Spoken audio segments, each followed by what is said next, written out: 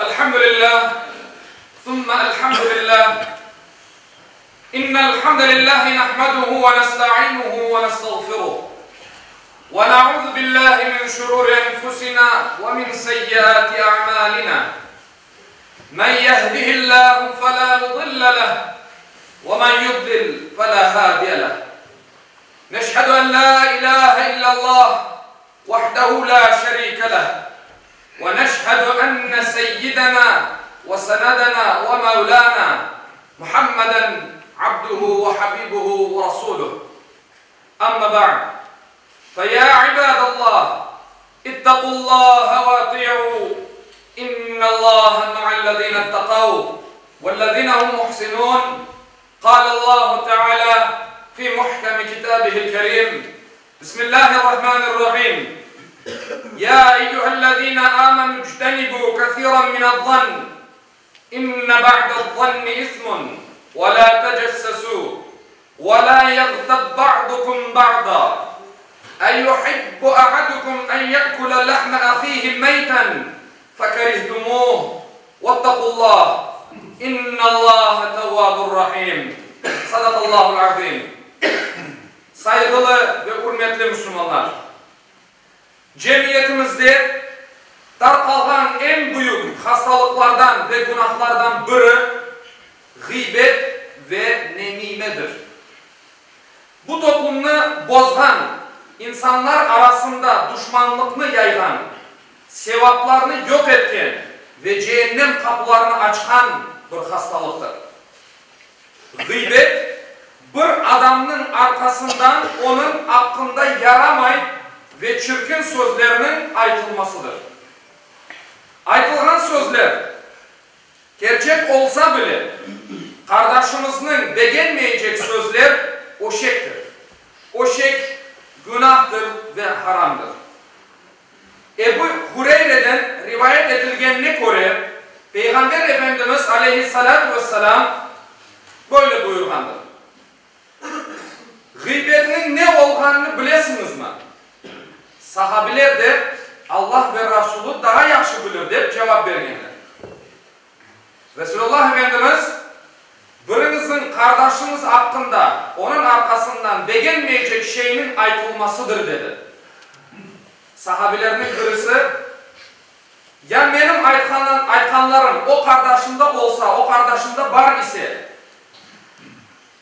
deyip soragan. Peygamber Efendimiz de sallallahu aleyhi ve sellem eğer aytılgan onda var ise gıybet olur. Ama eğer onda olmagan ise o iş, o şey iftira deyip sayılır. Eğer birisi gıybet yapılgan bir yerde otursa o kimselerge aytkanları günah olganını anlatmak gerekir. Ya da o yerden turup ketmek gerekir. Eğer o yerden ketmese o adam, onlara bir şey aytmasa, onlarla beraber günahta ortak olur ve en az onlar kadar günah kazanır. Allah'ın Resulü aleyhissalatü vesselam böyle buyurdu. Birisi Müslüman kardeşi hakkında yaramayıp, aytılgan yerde bulunup, kolundan bir şey gelgeni aldı, bir şey yapmasa o kimsenin kıyamet günü Allah Teala herkesin o günde ayıplar diye buyurgandır. Muhterem cemaat, yüce dinimiz gıybet yapan kimselerine dostluk yapmamamızını ve onların arkasından ketmememizini emir buyurar. Yüce Allah Kur'an-ı Kerim'de Kalem suresinin 11. ayetinde bakın ne buyurar. Ayıplagan ve adamlar arasında laf taşıran kimsenin arkasından ketme. Muhterem Müslümanlar, aytkanımız ve yapkanımız her şeyden mutlaka sorulacakız. Enes radıyallahu anh anlatkanına göre sevgili Peygamberimiz Muhammed sallallahu aleyhi ve sellem şöyle buyurgandır. Miraç gecesinde bakır tırnaklı kimselerini gördüm diye buyurar Peygamber. tırnaklarının betlerini ve kokuslarını tırnay ediler. Ey Cebrail, bular kimdir deb soradı. Bular oşek aytıp adamlarının etlerini aşağıdan ve adamlarının namuslarına zarar getirgen kimselerdir deb buyurdu. Bu hadis Ebu Davud'da geçmektedir. Bu günahın ikinci kısmı ise nemimedir. Nemime ne demektir? Adamlar arasında laf alıp yürsetmektir. Söz yürgüzmektir. Adamlar arasında laf yürsetken kimse cemiyetini bozup insanlar arasında fitne, bölünümler ve düşmanlıkның yayılmasına sebep olan. Sevgili Peygamberimiz Aleyhissalatu vesselam gene de bir hadisinde şöyle buyuran. Adamlar arasında söz taşıyan kimse cennetke kirmeyecektir. Bu hadis Müslim'de geçmektedir. Bir kimse eşitken bir haberini doğru ya da yanlış olganını öğrenmeyip başkalarına anlatsa söz taşıyıcı sayılır ve günahkar olur.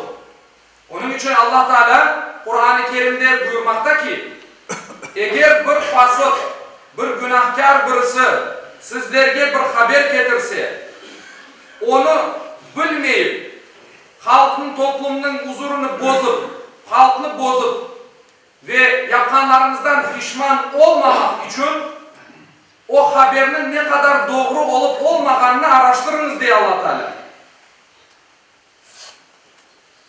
Muhterem Müslümanlar, bu benim başında okuyan ayetin mealini bitirmeye geçeyim. Allah Teala Hucurat suresinin 12. ayetinde bizlerge şöyle buyuran. Ey iman etkenler! Zan etüden kaçının. Çünkü zannın bir kısmı günahtır. Birbirinizin ayıbını kıdırmanız. Biriniz başkasının arkasından laf etmesin. Kaysı biriniz ölgen kardeşinin etini aşamağa ister? Bundan cırınmaysınız mı, egrinmeysiniz mi? Allah'tan korkunuz. Şüphesiz Allah bağışlayıcı ve merhametlidir. Saygılı Müslümanlar, öyleyse Yüce Allah'ın gıybet etmekten ve Müslüman kardeşimizin arkasından söz, laf yürsetmekten onu adamın etini aşamakla tengeştirir, bir getirir. Onu adamın etini aşamak ne kadar çirkin ve yaramay bir şey ise işte gıybet ve söz taşımak, laf yürsetmek o kadar çirkin ve günah olan bir şeydir. Allah Teala cümlemizne bu büyük iki tane hastalıktan bizlerine korçalasın. Ela inne ahsanel kelam ve abagın nizam. Kelamullahil melikil azizil allam. كما قال الله تبارك وتعالى في الكلام وإذا قرئ القرآن فاستمعوا له وأنصتوا لعلكم ترحمون بسم الله الرحمن الرحيم إن الدين عند الله الإسلام صدق الله العظيم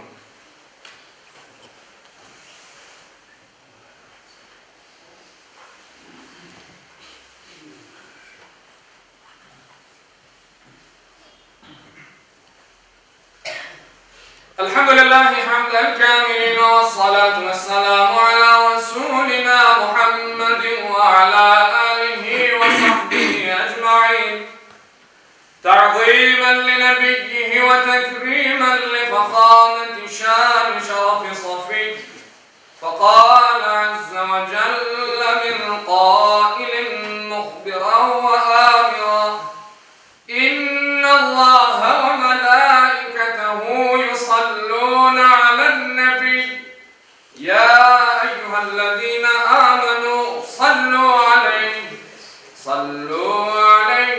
وسلموا تسليما اللهم صل على محمد وعلى آل محمد كما صليت على إبراهيم وعلى آل إبراهيم إنك حميد مجيد اللهم بارك على محمد وعلى آل محمد كما باركت على إبراهيم وعلى آل إبراهيم إنك حميد مجيد اللهم وارض عن الأربعة الخلفاء سيدنا أبي بكر وعمر وعثمان وعلي ذوي الصدق والوفاء، وعن الأنصار والمهاجرين والتابعين إلى يوم الجزاء، وعن كافة المؤمنين والمؤمنات والمسلمين والمسلمات الأحياء منهم والأموات بفضلك ورحمتك إنك سميع قريب مجيب الدعوات. عباد الله، إن الله يأمر بالعدل والإحسان وإيتاء ذي القربى وينهى عن الفحشاء والمنكر والبغي يعظكم لعلكم تذكرون. Muhterem Müslümanlar, okuğanım ayette Allah Teala buyurar ki, şüphesiz ki Allah adaletini, yaxşılık yapmakını ve soy sopka yardım etmekini emir eder. Edepsizlik, fenalık, isyan edip zulümünü işlemekini de yasaklar. Düşünüp uymanız için sizlerge nasihat eder. Cumanız hayırlı ve mübarek olsun.